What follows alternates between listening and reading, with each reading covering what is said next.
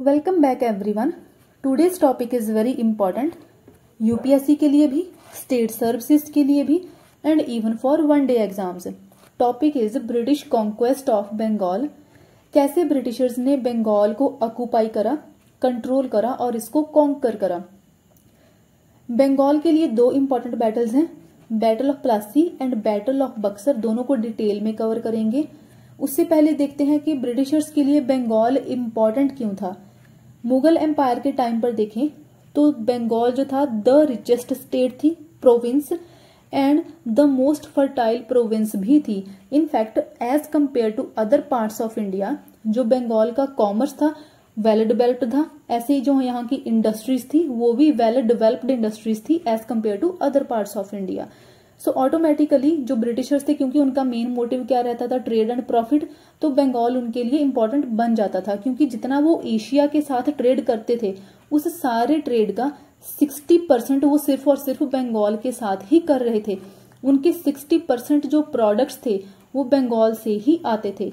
Okay, even before that हमें पता है कि ब्रिटिशर्स डच, फ्रेंच, इन सबसे, पोर्तुगीज से, इन सबसे लड़ाइयां लड़ चुके थे एंड कुछ बैटल्स को तो वो जीत भी चुके थे।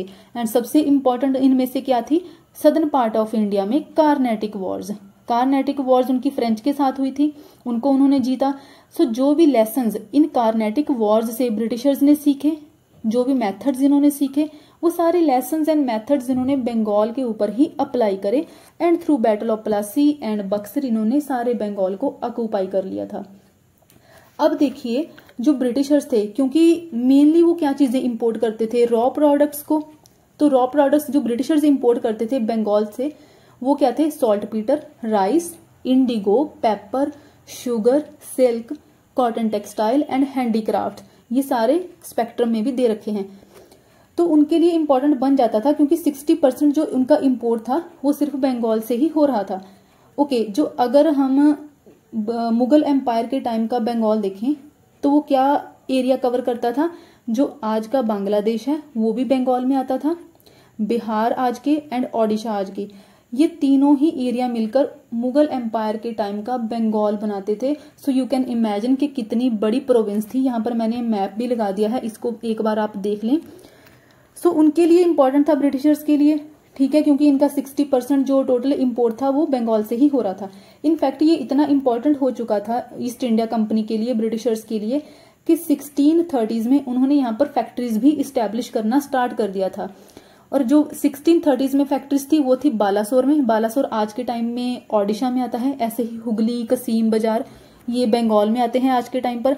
पटना जो है वो बिहार में आता है। ऐसे ही डका भी था उस टाइम पर, ठीक है, जो बांग्लादेश में चला गया है इस अभी के टाइम पर, ठीक है। तो यहाँ पर इन्होंने फैक्ट्रीज को इस्टेब्लिश करा। अब फैक्ट्रीज का मतलब ये नहीं है कि ब्रिटिशर्स यहाँ पर कोई प्रोडक्शन कर रहे थे। अगर प्रोडक्शन करते तो उसका फायदा इंडिया को भी होता। इनके लिए फैक्ट्रीज का मतलब था एक वेयर हाउस। यहाँ पर जो इन वेयर हाउसेज में ब्रिटिशर्स प्रोडक्ट्स को स्टोर करके रखते थे, तो आप एक स्टोरेज रूम इसको कंसिडर कर सकते हो। सो ठीक है। एंड उसके बाद फिर 1690s के टाइम पर ब्रिटिशर्स ने देखिए कैलकटा की भी फाउंडेशन कर दी थी। इसके बाद ही उनकी जो बंगाल में सेटलमेंट की प्रोसेस है वो कंप्लीट हो जाता है।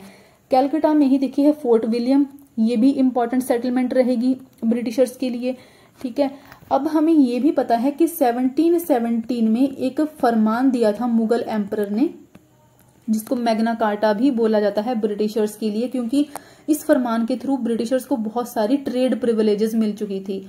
जैसे कि इंडियंस जब ट्रेड करते थे तो उनको टैक्सेस पे करने पड़ते थे, बट इस फरमान के थ्रू जो ईस्ट इंडिया कंपनी थी उसको कोई भी टैक्स पे नहीं करना होता था। अगर वो बंगाल में ट्रेड कर रहे हैं, कोई भी एक्सपोर्ट कर रहे हैं या फिर इम्पोर्ट कर रहे हैं, जस्ट उनको एक एनुअल फीस देनी होती थी, एक ईयरली फीस देनी होती थी मुगल एम्परर को, जो कि जस्ट बेयर मिनिमम थी 3000 रुपीज और 350 पाउंड थे, जो कि उनको एनुअली देने होते थे। बट अगर प्रॉफिट वाइज देखे तो जो ईस्ट इंडिया कंपनी थी, देखिए वो एक्सपोर्ट कितने कर रही थी बंगाल से, वर्थ 50,000 पाउंड्स पर एनम।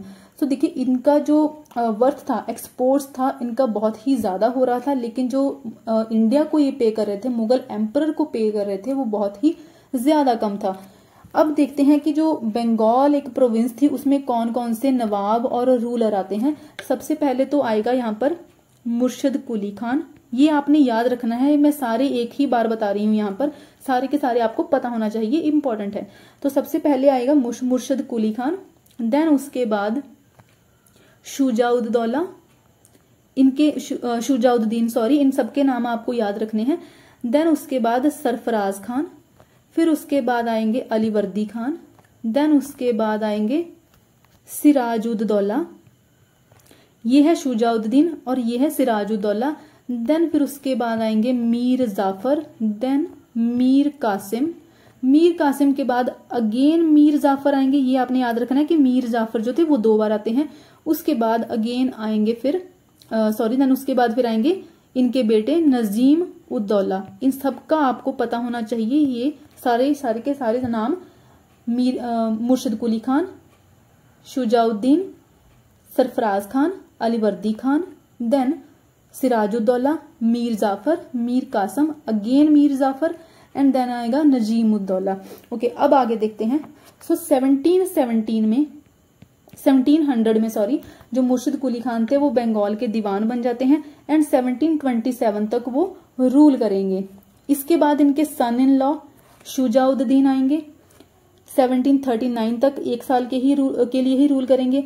फिर उसके 1739 तक रूल करेंगे। फिर उसके बाद 1 साल के लिए सरफराज खान रूल करेगा, जो कि मुर्शिद कुली खान का ही बेटा था, बट ये इनकेपेबल रूलर था, तो 1 साल के लिए ही रूल करेगा, क्योंकि बाद में इसको अलीवर्दी खान मार देगा। एंड खुद अलीवर्दी खान अब कौन था, ये बिहार का डेप्यूटी गवर्नर था, बट ये सरफराज खान को मारकर खुद बंगाल का नवाब बन जाएगा एंड रूल करेगा 1756 तक। इनफैक्ट जो रूलर्स आते हैं, जो नवाब होते हैं बंगाल के, मुर्शिद कुली खान से लेकर अलीवर्दी खान, जितने भी ये रूलर्स आएंगे, नवाब आएंगे, ये सारे के सारे ब्रिटिशर्स को एट बे रखते हैं, उनको दूर रखते हैं, उनको कंपेल करते हैं कि वो भी उतने ही टैक्सेस पे करें जैसे कि इंडियंस पे कर रहे हैं। उसके बाद जितने भी रूलर्स आएंगे, जैसे कि मीर जाफर, मीर कासम, ठीक है, नजीम उद्दौला, ये सारे के सारे एक पपेट के जैसे ही होंगे। सो इम्पोर्टेंट कौन से रहते हैं, मुर्शिद कुली खान से लेकर अलीवर्दी खान तक, क्योंकि ये ब्रिटिशर्स को दूर रखने का ट्राई करते हैं। इसी की वजह से ही इनके टाइम पर बंगाल बहुत ज्यादा प्रोग्रेस करता है। लेकिन उसके अलावा प्रोग्रेस करने के कुछ और फैक्टर्स भी होते हैं, जैसे कि अगर हम बाकी के इंडिया को देखें, वहां पर बॉर्डर डिस्प्यूट भी रहते हैं, मराठा इन्वेजन्स, रीजनल डिस्टर्बेंसेस होती हैं, एक्सटर्नल इन्वेजन्स होती हैं, नादिर शाह की, अहमद शाह अब्दाली की, ठीक है, मराठा इन्वेजन्स भी थी, जाट रिवोल्ट्स थे। ये सारी की सारी चीजों से जो बंगाल था वो दूर रहता है। जैसे कि सदर्न पार्ट ऑफ इंडिया में कार्नेटिक वॉर्स चल रही थी, इन सारी चीजों से भी बंगाल दूर ही था, ठीक है।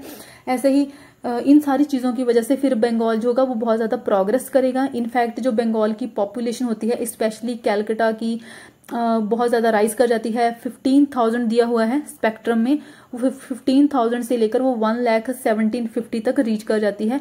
और जो ढाका और मुर्शिदाबाद थे वो भी हाईली पॉपुलर सिटीज बन जाती हैं।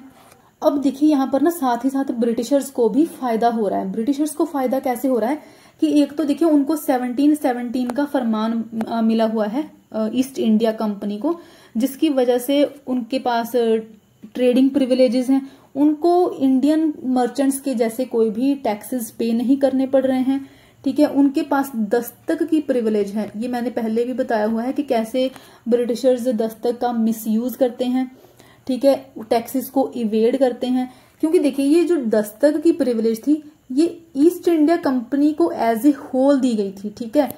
जो कंपनी के ऑफिशियल्स थे, जो कंपनी के सर्वेंट्स थे, उनको नहीं अलाउ करा गया था कि वो प्राइवेट ट्रेड करें और इस दस्तक का यूज करें। लेकिन जो कंपनी के सर्वेंट्स थे वो भी प्राइवेट ट्रेड करके इस दस्तक का यूज कर रहे थे और टैक्सेस को पे नहीं कर रहे थे। बट इंडियंस दूसरी साइड पर क्या कर रहे थे, इंडियन मर्चेंट्स जब भी कोई ट्रेड करते थे उनको टैक्सेस पे करने पड़ते थे, उनको ड्यूटीज, उनको टोल्स पे करने पड़ते थे। लेकिन ऐसा इनके लिए कुछ भी नहीं था। इसी की वजह से ही देखिए फिर कंपनी के बीच में, जो ईस्ट इंडिया कंपनी थी एंड जो बंगाल के जितने भी नवाब आएंगे, स्पेशली मुर्शिद कुली खान से लेकर अलीवर्दी खान तक, इन सबके बीच में काफी कन्फ्लिक्ट्स आएंगे। देखिए कन्फ्लिक्ट्स तो बनना ही था, क्योंकि बंगाल के नवाब थे उनको रेवेन्यू का लॉस हो रहा था। क्योंकि देखिए अगर टैक्सेस नहीं आएंगे किसी भी गवर्नमेंट को तो उसके पास पैसा नहीं आएगा, वो कंट्री को रन नहीं कर पाएंगे। ऐसे ही बंगाल के जो नवाब थे उनको रेवेन्यू का लॉस हो रहा था, उनको पैसे का लॉस हो रहा था। उसके साथ ही देखिए अगर जो कंपनी के सर्वेंट्स भी इसका यूज कर रहे हैं दस्तक का, तो जो पैसा कंपनी के सर्वेंट्स के through as in the form of taxes आना था वो पैसा भी अब चला जाएगा। इसी की वजह से ही देखिए फिर बहुत ज्यादा कन्फ्लिक्ट्स राइज होते हैं। हमेशा मुर्शिद कुली खान से लेकर अली वर्दी खान तक जितने भी नवाब थे ये ट्राई करेंगे इनफैक्ट कंपनी को कंपेल करने का कोशिश करेंगे कि आप उनकी ट्रेजरी के लिए एक लंप सम अमाउंट पे करें। इनफैक्ट वो ये भी ट्राई करते थे कि जो कंपनी के सर्वेंट्स हैं वो दस्तक का मिसयूज ना कर पाएं। अब यही एक मेजर कॉज ऑफ कन्फ्लिक्ट बन जाता है, जिसकी वजह से फिर 1757 से लेकर 1765 तक ब्रिटिशर्स के बीच और बंगाल के नवाब्स के बीच छोटी मोटी लड़ाइयां होंगी, बैटल ऑफ बक्सर, पानीपत, इसके अलावा भी बहुत सारी लड़ाइयां होंगी एंड अल्टीमेटली पावर फिर चली जाएगी ब्रिटिशर्स के पास, ईस्ट इंडिया कंपनी के पास। तो सबसे पहले तो देखते हैं हम मुर्शिद कुली खान के बाद अली वर्दी खान का, क्योंकि ये जो बीच के हैं शुजाउद्दीन और सरफराज खान तो देखिए ही इनकेपेबल था। शुजाउद्दीन भी इतना ज्यादा कोई लंबे टाइम के लिए रूल नहीं कर पाता है। तो जो मेन इंपॉर्टेंट है मुर्शिद कुली खान एंड अली वर्दी खान। अली वर्दी खान के टाइम का देखें तो 1741 के टाइम पर ही 1741 में अली वर्दी खान जो कि बिहार का डेप्यूटी गवर्नर था उसने सरफराज खान को मार दिया, ठीक है, और बन जाता है और नवाब बन जाता है बंगाल का। अब वो खुद नवाब बन चुका है और इसके इवज में देखिए फिर वो जो मुगल एम्परर था उस टाइम पर मोहम्मद शाह, उसको वो एक लंप सम अमाउंट पे करेगा एनुअली और खुद एक नवाब बन जाएगा। अली वर्दी खान 15 साल के लिए रूल करता है। इसके बीच में देखिए फिर वो मराठास को भी बंगाल में नहीं आने देगा, मराठास के साथ भी वो लड़ाइयां लड़ेगा। अब इसके साथ जब वो मराठास के साथ देखिए मराठास क्या ट्राई करते हैं कि वो बंगाल की साइड आगे बढ़े, ठीक है, लेकिन अली वर्दी खान मराठास को आने नहीं देता और ब्रिटिशर्स के लिए ये एक प्री टेक्स्ट बन जाता है, ये एक बहाना बन जाता है कि मराठास हमारे ऊपर हमें भी हमारे साथ भी वॉर्स लड़ सकते हैं, हमारे एरियाज को जैसे कि कैलकटा है उसको भी इन्वेड कर सकते हैं। तो ब्रिटिशर्स अली वर्दी खान को बोलते हैं कि हमें भी अपनी फैक्ट्रीज को फोर्टिफाई करना है, अपनी फैक्ट्रीज के अराउंड बहुत बड़ी बड़ी वॉल्स इरेक्ट करनी है। जैसे कि कैलकटा में फोर्ट विलियम को वो फोर्टिफाई कर लेते हैं, लेकिन बहाना क्या लगाते हैं कि मराठास जो हैं, अली वर्दी खान मराठास के साथ लड़ाइयां लड़ रहा है, वो हमारे एरियाज की साइड भी आ सकते हैं। उसी के साथ देखिए जो सदर्न पार्ट ऑफ इंडिया का मैंने ऑलरेडी बताया है, वहां पर देखिए बहुत सारी जो यूरोपियन कंपनीज थी वो सारी की सारी पावर को सीज कर रही थी। तो अली वर्दी खान को उसके रिगार्डिंग भी अब एप्रीहेंशन आने लगती हैं कि कहीं ये बंगाल को भी ऑक्युपाई ना कर लें, बंगाल की पावर को भी यूसर्प ना कर लें। इसकी वजह से अब उसका ध्यान चला जाता है कर्नाटक की साइड पर भी। अनफॉर्चुनेटली अली वर्दी खान की 1756 में डेथ हो जाती है एंड उसके बाद फिर आता है इसका ग्रैंडसन सिराज उद दौला।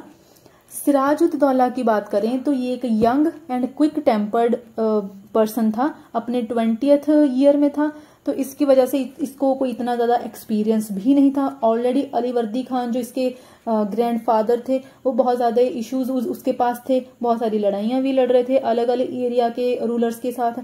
तो वो सारे के सारे इश्यूज अब अली वर्दी खान के जो थे वो आगे सिराज उद दौला को ट्रांसफर हो जाते हैं। जैसे कि कुछ चैलेंजेस स्पेक्ट्रम में दिए गए हैं। सबसे पहला क्या था कि सिराज उद दौला का खुद का जो कजन था नवाब ऑफ पूर्णिया शौकत जंग, वो ही इसका थ्रोन लेना चाहता था। उसके साथ ही घसीटी बेगम जो कि इसकी चाइल्डलेस विडो आंट थी, वो भी एक चैलेंज था। इसके साथ ही मीर जाफर देखिए उस टाइम पर इसकी बात करें तो ये अली वर्दी खान की जो सिस्टर थी उसका हस्बैंड था, बेसिकली अली वर्दी खान का ब्रदर इन लॉ। तो वो जो आर्मी थी उसका एक कमांडर था, वो भी अब सिराज उद दौला के अगेंस्ट ही रहेगा। इसके साथ ही हिंदू पॉपुलेशन तो रहेगी ही अगेंस्ट मुगल्स के। देन उसके साथ ही कुछ इंटरनल राइवल्स भी थे। जो सिराज उद दौला का कोर्ट था उसमें कुछ ऐसे डोमिनेंट पर्सनालिटीज थी जो कि इनके अगेंस्ट ही रहती थी। जैसे कि जिसमें है जगत सेठ, देन है ओमी चंद, राय बल्लभ, राय दुर्लभ, ये सारे के सारे इसके कोर्ट में थे बट इसके अगेंस्ट थे। देन उसके साथ देखिए इंग्लिश कंपनी तो थी ही, क्योंकि इंग्लिश का जो मेन था, उनका मेन मोटिव था कमर्शियल इंटरेस्ट, उनकी कमर्शियल एक्टिविटी जो है वो हमेशा एवर ग्रोइंग रहनी चाहिए थी। जो ईस्ट इंडिया कंपनी थी वो तो कोई टैक्सेस भी नहीं पे कर रही थी, सारा जो उनका ट्रेड हो रहा था, इंपोर्ट एक्सपोर्ट सब फ्री था, ड्यूटी फ्री था, टैक्सेस फ्री था। इनफैक्ट जो ईस्ट इंडिया कंपनी थी उसने तो ज्यादा ही कर दिया था। ईस्ट इंडिया कंपनी ने बोल दिया था, क्योंकि कैलकाटा को उन्होंने फाउंड करा है, तो कैलकाटा में अगर कोई ट्रेड होगा अदर पार्ट ऑफ इंडिया, बाकी के जो कैलकाटा को छोड़कर बाकी के जितने भी पार्ट हैं इंडिया के, वहां से अगर कोई भी प्रोडक्ट कैलकाटा में एंटर करेगा तो उन सारे प्रोडक्ट्स के ऊपर इंडियंस को ड्यूटीज देनी होंगी, इंडियंस को टैक्सेस देने होंगे। तो ऑटोमेटिकली ये किसको चैलेंज कर रहा है, ये चीजें चैलेंज हो रही हैं सिराजुद्दौला को, जो कि बंगाल का नवाब है। ऑल्दो उन्होंने, जो ईस्ट इंडिया कंपनी थी, उन्होंने कैलकाटा की फाउंडेशन करी थी, बट उसका जो एक सोवरन रूलर था वो तो सिराजुद्दौला ही था ना बंगाल का, तो उसके लिए ये एक अल्टीमेट चैलेंज बन जाता है।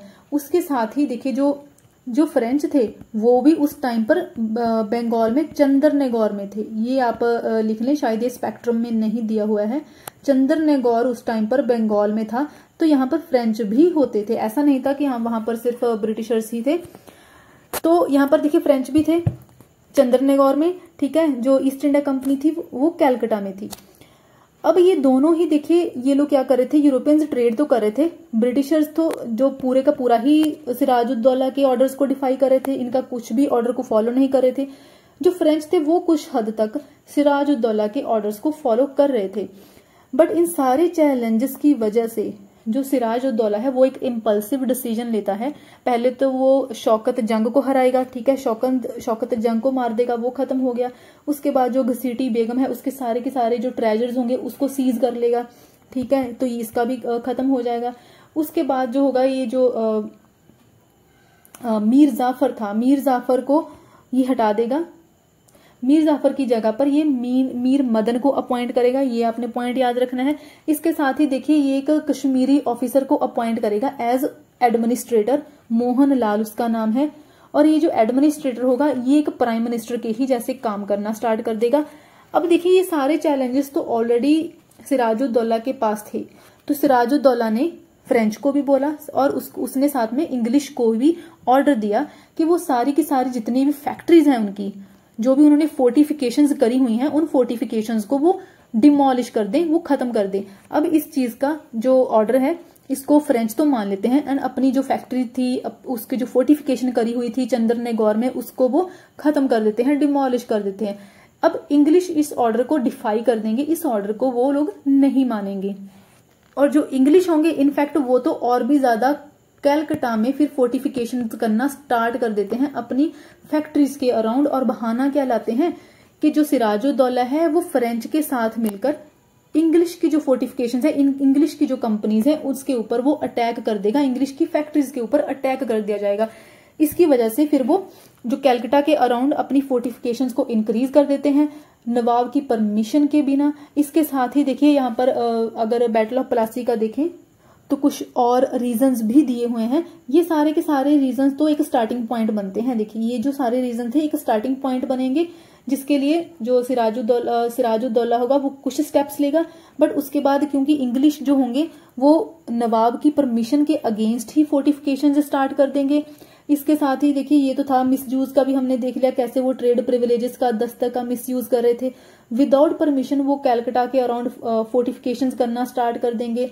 उसके साथ ही देखिए ये कृष्णदास को असाइलम देंगे। अब कृष्णदास कौन था, ये राज बल्लभ, हमने देखा ना ये जो इसके कोर्ट में कुछ फ्यूजिटिव कुछ ऐसे पर्सन थे जो कि इसके अगेंस्ट रहते थे सिराजुद्दौला के, तो राज बल्लभ का ये बेटा था किशनदास।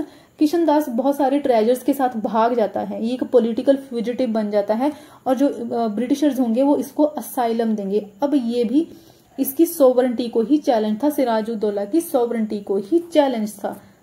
ये मैंने बता ही दिया है कि कैसे ब्रिटिशर्स को लगता है कि सिराज और फ्रेंच, क्योंकि देखिए जो फ्रेंच ईस्ट इंडिया कंपनी होगी वो तो सिराजुद्दौला के अकॉर्डिंग काम करना स्टार्ट कर देगी, अपनी जो फोर्टिफिकेशंस होंगी उनको भी डिमोलिश कर देंगी, लेकिन इंग्लिश इस बात को नहीं मानेंगे, इंग्लिश सारे ऑर्डर्स को डिफाई कर देंगे। तो उनको क्या लगता है कि ये दोनों ही मिलकर, जो कि फ्रेंच चंद्रनगौर में थे, कि दोनों ही मिलकर उनकी ट्रेड प्रिविलेजेस को खत्म कर देंगे, साथ में ही उनके ऊपर अटैक भी कर देंगे। और यहाँ पर एक रीजन ब्लैक होल ट्रेजेडी का भी दिया गया है कि देखिए इसका कोई भी प्रूफ नहीं है कि क्या था कि सिराजुद्दौला ने कुछ इंग्लिश पर्सन्स को अराउंड 146 इनको एक बहुत ही टाइनी से रूम में लॉज कर दिया था, इनको बंद कर दिया था, जिसमें से 123 जो थे वो सफोकेशन से मर गए थे। ठीक है, लेकिन जो हिस्ट्रियंस हैं ना तो इस स्टोरी को बिलीव करते हैं, एंड उनके अकॉर्डिंग अगर ये ट्रू भी है तो ये जो नंबर होगा 123 ब्रिटिशर्स के अकॉर्डिंग है, बट ये जो नंबर होगा कुछ हिस्ट्रियंस के अकॉर्डिंग ये बहुत ही कम होगा। ठीक है, तो ये सारे रीजंस बनते हैं। आई होप ये सारे रीजंस क्लियर होंगे। मेंस में आपने ये सारे के सारे रीजंस इंक्लूड करने हैं। तो इन सारे रीजंस की वजह से देखिए अब जो ब्रिटिशर्स जो ईस्ट इंडिया कंपनी होगी एंड दूसरी साइड जो सिराजुद्दौला होगा, इनके ऊपर इनके बीच में एक कन्फ्लिक्ट स्टार्ट हो जाएगा, एक टस्सल स्टार्ट हो जाएगी। क्योंकि इंग्लिश ईस्ट इंडिया कंपनी क्या चाहती थी कि चाहे बंगाल के नवाब एग्री करें चाहे ना करें, उनके ऑर्डर्स वो माने या ना माने, ठीक है, उनके जो ट्रेड प्रिविलेजेस हैं वो वैसी की वैसी रहनी चाहिए। उनके पास duty free, tax free trade उनका रहना चाहिए, इंपोर्ट एक्सपोर्ट सारे के सारे फ्री होने चाहिए। लेकिन जो सिराजुद्दौला था ना, उसके पास एक स्टेट्समैनशिप थी, उसके पास एक विजन थी। उसने देख लिया था कि अगर ईस्ट इंडिया कंपनी ऐसा ही करती रहती है तो उसकी जो लॉन्ग टर्म इम्प्लीकेशंस होंगी वो बंगाल के लिए वर्स्ट रहेंगी, उसकी जो रेपरकशंस होंगी वो सही नहीं रहेंगी बंगाल के लिए। तो अब जो सिराजुद्दौला है वो सोचता है कि उसको कुछ करना चाहिए जिसकी वजह से फिर जो इंग्लिश होंगे वो सारे ऑर्डर्स को मानना स्टार्ट कर दें। तो पहले क्या करेगा, अब देखिए जो ये battle of, by the way battle of Plassey start हो चुका है। पहले हमने ये सारे रीजंस देख लिए हैं, ये जो स्टार्टिंग पॉइंट बना उसके बाद ये सारे रीजंस हो गए। अब देखिए जो सिराज होगा वो कैसे एक्शंस लेना स्टार्ट करेगा। सबसे पहले तो जो इंग्लिश की फैक्ट्री कसीम बाजार में थी, पहले मैंने बताया ना कि 1630s में ये सारी फैक्ट्रीज को इस्टेब्लिश कर चुके थे। तो जो सबसे पहले इनकी फैक्ट्री कसीम बाजार में थी, वहां पर ये उस फैक्ट्री को सिराज सीज कर लेगा, उस फैक्ट्री को इंग्लिश से छीन लेगा। ठीक है, उसके बाद फिर ये आगे बढ़ेगा कैलकाटा की साइड एंड वहां पर ये फोर्ट विलियम को ऑक्यूपाई कर लेगा सिराजुद्दौला 20 जून 1956 को। ठीक है, इसके बाद अब सिराजुद्दौला को लगता है, क्योंकि जो कैलकाटा है वो इनका मेन सेंटर था इंग्लिश का, तो सिराजुद्दौला को लगता है कि अब उसकी विक्ट्री हो चुकी है, तो अब जो है इंग्लिश है यहाँ से भाग जाएंगे। कुछ जो इंग्लिश होंगे, कुछ ब्रिटिशर्स इनफैक्ट भाग जाते हैं, बट सिराजुद्दौला यहाँ से फिर वापस चला जाता है, रिटायर कर जाता है। लेकिन ये उसकी मिस्टेक होती है क्योंकि उसने ब्रिटिशर्स को अंडर एस्टिमेट कर लिया था। ब्रिटिशर्स क्या करते हैं, ब्रिटिशर्स फुल्ता आइलैंड में चले जाते हैं। फुल्ता एक बिल्कुल छोटा सा आइलैंड था हुगली रिवर के पास। तो वहां पर जब सिराजुद्दौला कैलकाटा को सीज करेगा, इसको ऑक्यूपाई करेगा, उसके बाद ब्रिटिशर्स फिर फुल्ता आइलैंड में चले जाएंगे। बट वो वहां पर रेस्ट नहीं करेंगे, वो वेट करेंगे कि कब मद्रास से बाकी के जो ब्रिटिशर्स हैं, मद्रास में भी ब्रिटिशर्स थे, तो कब वहां से हेल्प आएगी एंड अगेन वो लोग सिराज के ऊपर अटैक करेंगे। सो देखिए यहाँ पर अब क्या होता है कि अब रॉबर्ट क्लाइव जो होगा वो मद्रास से आएगा, एक स्ट्रॉन्ग फोर्स लेके आएगा। और सिर्फ इतना ही नहीं करेगा, रॉबर्ट क्लाइव एक सीक्रेट अलायंस भी बनाएगा, जो कि सिराजुद्दौला के ऑलरेडी ओपोनेंट्स थे उनके साथ वो एक सीक्रेट अलायंस बनाएगा। उसमें कौन कौन थे, एक तो मीर जाफर, एक राय दुर्लभ, देन एक जगत सेठ, ओमी चंद और एक है खदीम खान। ये स्पेक्ट्रम में नहीं दिया हुआ है ये खदीम खान, ये आप अपने नोट्स में इंक्लूड कर लो। तो देखिए रॉबर्ट क्लाइव अब मद्रास से और ज्यादा स्ट्रॉन्ग फोर्स लेके आएगा। इन सारे लोगों के साथ वो एक सीक्रेट अलायंस बनाएगा।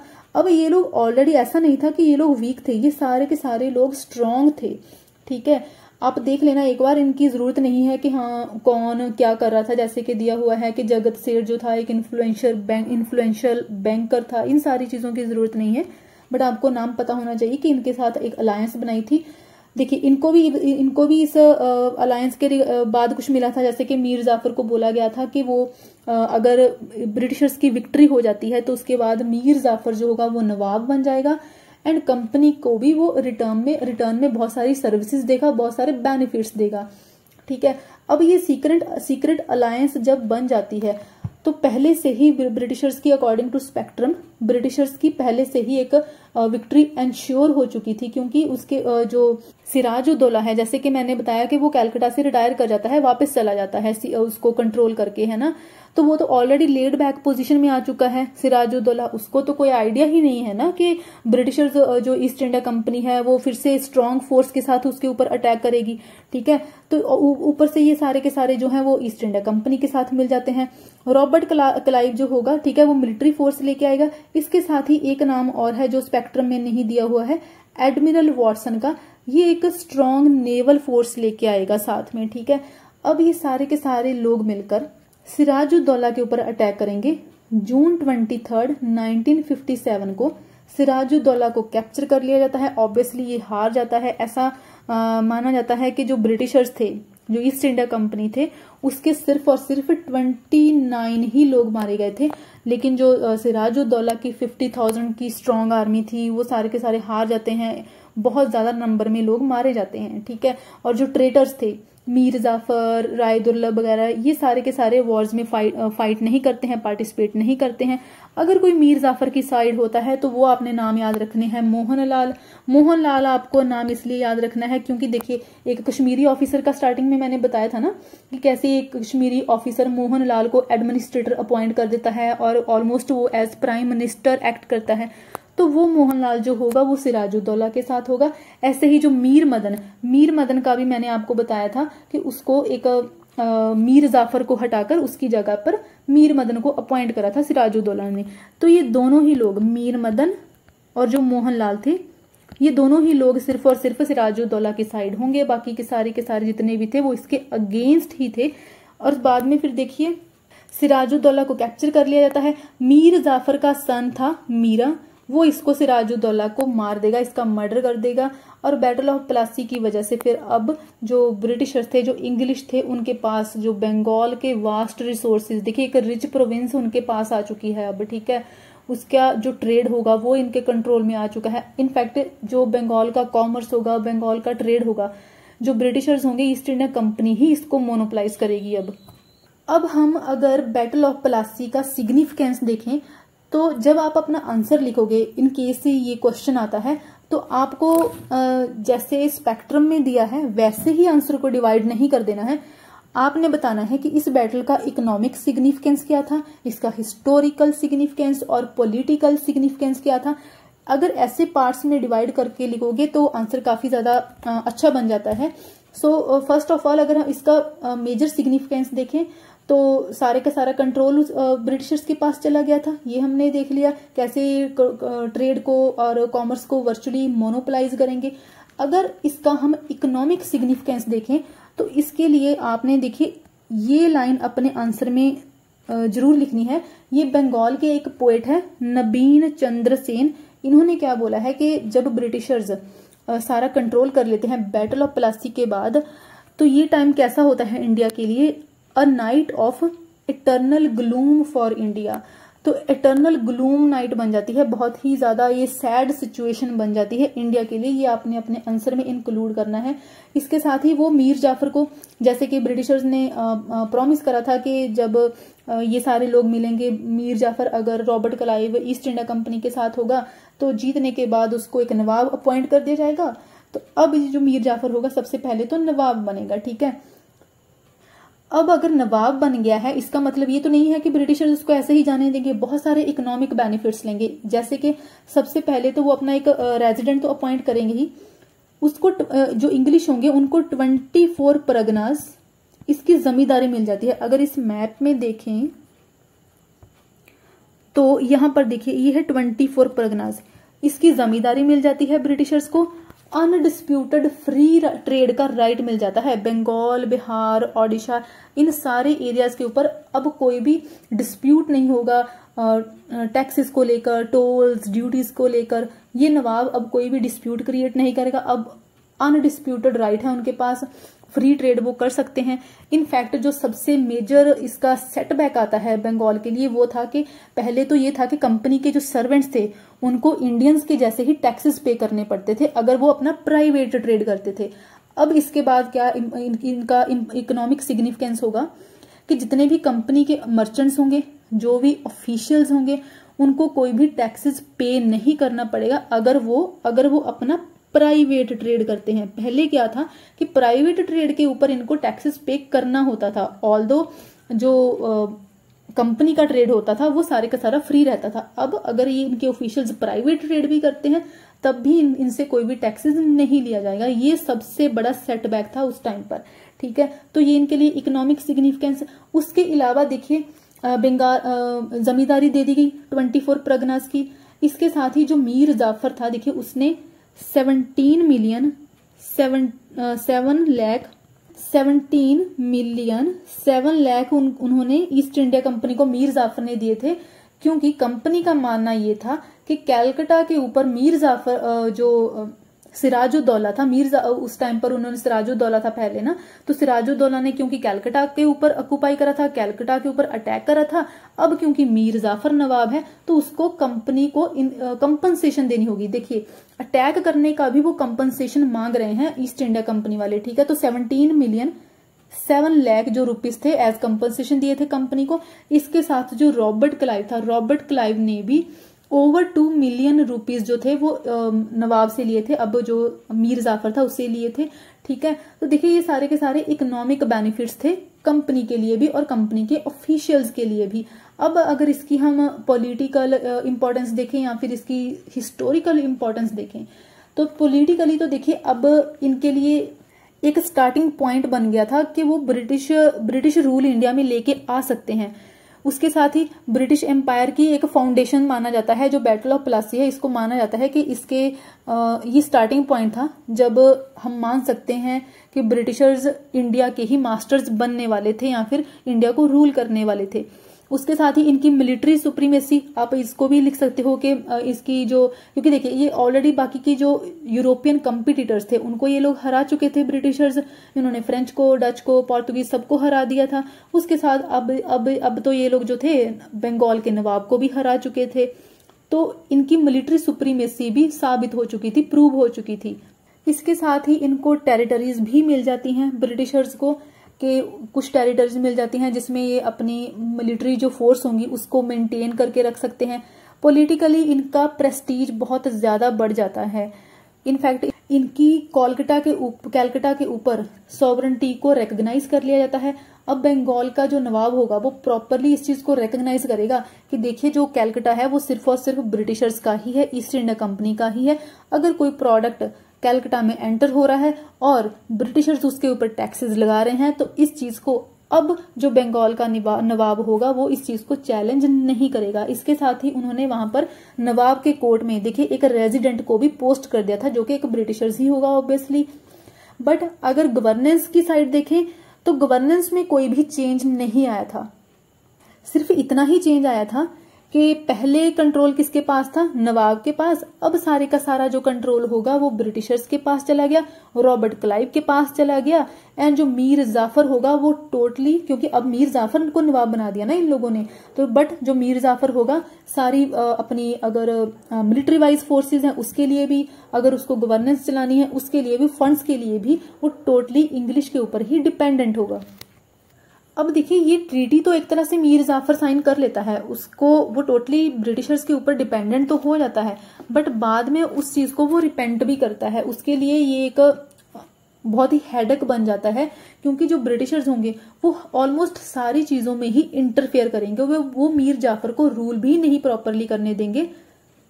उसकी सारी की सारी ट्रेजरी को वो लोग खत्म कर देंगे इन दी फॉर्म ऑफ प्रेजेंट्स। कभी वो प्रेजेंट्स मांगेंगे, कभी वो ब्राइब्स मांगेंगे मीर जाफर से, सारे के सारे मैटर्स में इंटरफेयर करेंगे। इसके रिगार्डिंग यहाँ पर एक कॉलोनल मेल्सन ने बोला है। कॉलोनल मेल्सन के अकॉर्डिंग क्या था कि जो कंपनी थी ईस्ट इंडिया कंपनी, अब मीर जाफर के आने के बाद उसका एक सोल पर्पस क्या था, to grasp all they could, सारी की सारी चीजों को छीन लेना, जो भी वो लोग ग्रास्प कर सकते हैं उसको छीन लेना, ठीक है। To use Mir Jafar as a golden sack into which they could dip their hands at pleasure. So Mir Jafar को वो एक गोल्डन सैक के जैसे ट्रीट कर रहे थे कि जिसमें कभी भी उन्होंने हाथ डाला और ट्रेजर्स को निकाल लिया और सारी की सारी ट्रेजरी को खाली कर दिया। तो ये सिचुएशन बन गई थी मीर जाफर के टाइम पर।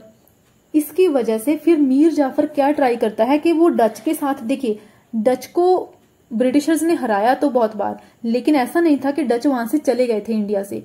उनकी भी अभी तक इंडिया में फैक्ट्रीज थी, फ्रेंच की भी फैक्ट्रीज थी, ठीक है। तो जो मीर जाफर होगा ये डच के साथ जो होगा एक अलायंस बनाएगा, डच के साथ मिलकर बोलेगा कि हमें यहाँ से बंगाल से ब्रिटिशर्स को बाहर निकालना है, ईस्ट इंडिया कंपनी को निकालना है।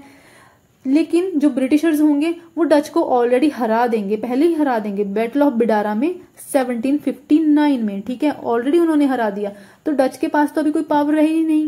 ऊपर से क्योंकि मीर जाफर की सारी ट्रेजेडी खत्म हो रही है, तो अब वो ब्रिटिशर्स को कोई पेमेंट्स भी नहीं कर पा रहा है, अब वो कोई पैसा भी नहीं उनको दे पा रहा है, जिसकी वजह से अब जो ब्रिटिशर्स होंगे, इंग्लिश होंगे, वो भी डिसअपॉइंट हो जाएंगे। क्योंकि जो कंपनी थी ईस्ट इंडिया कंपनी, उनकी जो एक ग्रीड थी वो बढ़ती जा रही थी। पहले तो वो सिर्फ बंगाल के लिए ही मीर जाफर से पैसा मांग रहे थे, लेकिन आगे जाकर फिर वो बॉम्बे और मद्रास प्रेसिडेंसीज के लिए भी मीर जाफर से ही पैसा मांगेंगे। दैट इज बंगाल को ही बोलेंगे कि जो बंगाल का नवाब होगा वो ही बॉम्बे के लिए पैसा देगा एंड वो ही मद्रास प्रेसिडेंसी के लिए भी पैसा देगा, ठीक है। तो ऐसे तो जो बंगाल का नवाब है वो सर्वाइव ही नहीं कर पाएगा, ठीक है। अब ये क्या होता है यहाँ पर देखिए, अब ना मीर जाफर का जो आगे सन था मीरा, उसकी डेथ हो जाती है, तो आगे का कोई नवाबशिप के लिए कोई कंटेंडर ही नहीं रहता है। तो नेक्स्ट कंटेंडर फिर कौन बनेगा मीर जाफर के बाद? मीर कासिम। मीर कासिम अब कौन था? ये मीर जाफर का ही सन इन लॉ था, ठीक है। अब जो मीर जाफर था वो ब्रिटिशर्स की डिमांड्स को तो फुलफिल नहीं कर पा रहा था, उनको पैसा भी नहीं दे पा रहा था। इस टाइम पर अब उनके लिए एक ऑप्शन आती है मीर कासिम की। वो सोचते हैं कि हम मीर कासिम को थ्रोन पर लेके आते हैं, अब हम इससे पैसा लेंगे मीर कासिम से, ठीक है, मीर जाफर के बाद। और उस टाइम पर जो कैलकाटा का न्यू गवर्नर आता है वो था वानसीटर्ट, ठीक है, सॉरी फॉर प्रोनाउंसिएशन अगर गलत है तो। सो ये गवर्नर आएगा कैलकाटा का, और उस टाइम पर फिर ये नेक्स्ट लेके आएंगे मीर कासिम को। मीर कासिम के साथ ये ट्रीटी साइन करते हैं अक्टूबर 1760 में। East India Company Mir Qasim को नवाब बनाएगी एंड रिटर्न में उससे बहुत सारे बेनिफिट्स लेगी। अब इस ट्रीटी में वो बेनिफिट्स कौन से हैं, स्पेक्ट्रम में दिए गए हैं। पहले तो मीर कासिम को बोला जाएगा कि वो Burdwan, Midnapore and Chittagong, in districts को वो कंपनी को सीड कर दे। मतलब कि इन तीनों डिस्ट्रिक्ट्स का जो कंट्रोल होगा, बुर्दवान, मिदनापुर एंड चिटागोंग, इनके नाम भी आपको याद रखने हैं, इन सबका कंट्रोल कंपनी के पास चला जाएगा। ऐसे ही जो एक सिलहेट एरिया होगा, वहां पर जो चूनम का ट्रेड होगा, चूनम के ट्रेड का जो हाफ ऑफ शेयर होगा वो हाफ शेयर कंपनी के पास होगा। नेक्स्ट क्या होगा कि मीर कासिम कंपनी के आउटस्टैंडिंग ड्यूज को भी पे करेगा। आउटस्टैंडिंग ड्यूज कौन से? जो देखिए पहले कौन सा रूलर था? मीर जाफर। यहाँ पर जो भी ड्यूज, जो भी पैसा मीर जाफर कंपनी को नहीं पे कर पाया, अब वो सारे का सारा पैसा मीर कासिम पे करेगा। थर्ड ये, एंड फोर्थ क्या इस ट्रीटी में लिखा जाता है कि मीर कासिम जो होगा वो 5 लाख रुपीज एडिशनली देगा कंपनी को, कंपनी की वॉर एफर्ट्स के लिए।